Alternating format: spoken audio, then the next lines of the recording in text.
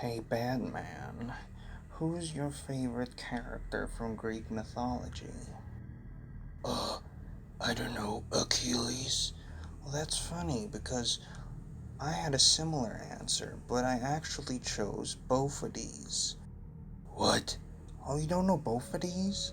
Well, Bophades was a Greek hero that fought in the Trojan War that was almost as powerful as Achilles, even having only one weakness. The same way Achilles was only weak in his heel, Bophades' weakness was his groin. That's where we get Achilles' heel and Bophades' nuts.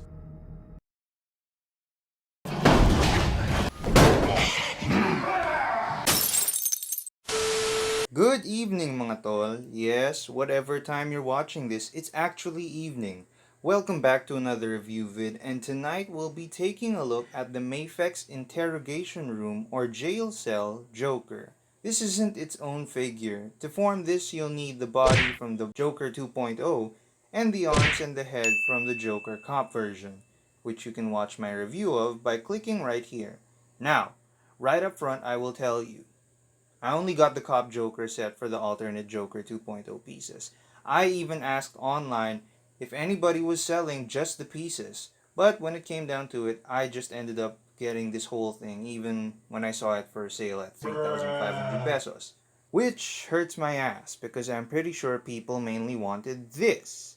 This is more like the accessory, unless you use it as a standard bad cop in your shots. Packaging is the same, I already went through that in the last video. So let's bring in the previously reviewed Joker 2.0.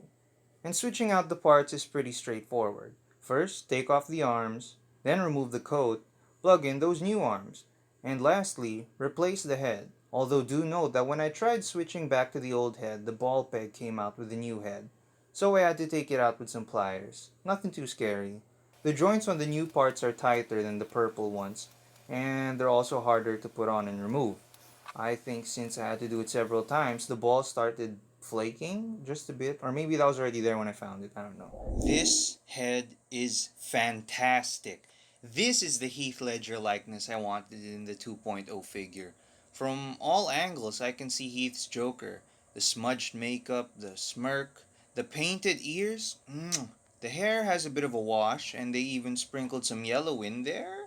But it's only at the top front part. As you go to the back, it's gone. But I won't be looking back there anyway because that face, yeah, definite highlight of the entire set. Like this could be Hot Toys quality, especially if you don't look that up close, but the hair looks a little plasticky, so For the arms, what happened? It may be a manufacturing issue, but the arms did not end up looking as good as they did in the promo images. In those pics, the hexagon pattern was so well defined and cleanly painted. This this ain't it. They were doing well on the shoulders, but the rest of the sleeve just went bye-bye with accuracy. I guess they wanted to make it look like it was crumpled or rolled up, but nah, man, nah. You can see the different patterns. They just become super stretched out though. Then down at the forearms and hands, pretty clean, which is not accurate because both in the jail cell and the interrogation room, his hands were dirty and had smudges of makeup. But it is what it is, I guess. I do hope that they don't start flaking on me. They seem to be painted just like the gloves of the 2.0 figure, and I do not want to have to peel paint little by little, man. What's that? No gripping hands to hold weapons? What I do for that is just use the hands from the 2.0 version because they fit with no problem. Aesthetically, even though they won't hold anything other than the rifle, I also like using the white gloves from the Cop Joker too. Also, one thing I noticed is that Joker without the coat looks like he hasn't gone through puberty.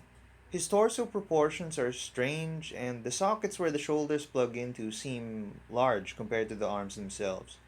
Like perhaps he is malnourished and his body is messed up, but I'm pretty sure he doesn't look this slender in the movie. So, either Medicom making these additional pieces wasn't part of the original plan, or they decided to compromise so that Joker wouldn't look too fat with the coat on. The head looks up this far up and this far down. Good amount of tilt, all around neck movement. Shoulder goes up to 90. We have a good amount of shoulder movement, but it's still kinda minimal. And you can try using that to get him to do some swimming strokes, but one way or another, that shoulder might get in the way of articulation. You have bicep swivel, double jointed elbows, and wrist and hinge swivels. He goes forward this far, which is not a lot, and he goes far this back, which is quite good. And then combine that with the waist joint, go forward even more and back even more. Drop down hips allow leg movement this far forward, so up to 90, this far back, but it won't go too far because there's that butt flap. And then he can kind of go to the side a little bit, but again, because of the material, it will get in the way. Knees only go to 90, good ankle swivel, ankle rocker, and toe articulation. Taking a look at the accessories, we have some alternate bare hands, which you can use to slap, slap, slap, clap, clap, clap. That's it. Maybe we could have used like a shard of glass or a pencil accessory, or maybe even a laughing face for when he was getting beat up by Batman, where his makeup was even more messed up and you could see more of his skin, huh? Just to justify the price? But, whatever. For Joker's height, he stands at almost 6.5 inches. For size comparisons, here's the Joker next to the Dark Knight 3.0, which if you collectors didn't know is up for sale on Big Bad Toy Store. Now you don't have to pay ridiculously high prices just to get it. Congrats. Here he is next to Cop Joker. Here he is next to the SHF MCU Taskmaster. And last but certainly not least, here he is next to the Chapter 2 version of John Wick. Also, head swaps! So, at the end of the day, I needed this set, and I say that with both glee and despair, because I wanted that interrogation scene Joker. The head sculpt is phenomenal, the sleeves, not so much, but it'll do. But to get those parts, I had to get a figure that, frankly, I wouldn't mind selling. But I won't though, I'll just use it in my other shots. I honestly would have wanted more accessories. Yes, more accessories like a smiling I'm gonna kill you head for the cop and an even more smudged up laughing head for the Joker. I really can't justify the price of this set since you already need to get the 2.0 for the alternate pieces to fit. But this figure costs me more than the 2.0 Joker or the 3.0 Batman, and those two come with so much more. I am just a big sucker for the Dark Knight that I needed this so much in my collection. But after this, I told myself no more. I've spent too much money on Mafex figures already. The Dark Knight, Batman, and Joker are all I need. Please tune in next time as I review the Mafex Dark Knight Harvey Dent / Two-Face. If you like what you just watched, please feel free to like and subscribe. Comment down below what you liked, what you didn't like.